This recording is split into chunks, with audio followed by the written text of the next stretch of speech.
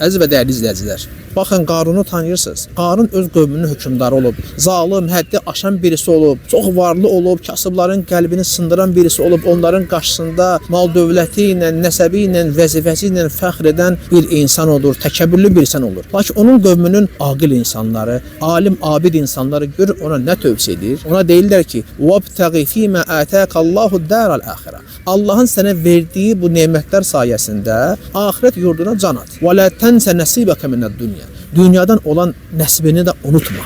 وَأَحْسِنْ كَمَا أَحْسَنَ اللّٰهُ إِلَيْكَ Allah sənə yaxşılıq etdiyi kimi sən də insanlara yaxşılıq et. وَلَا تَبْغِ الْفَسَادَ فِي الْأَرْضِ Yer üzərində fitnə fəsad törətmə. İnna Allah la yuhibbul mufsidin Allah fitnə fəsad əhlini sevməz.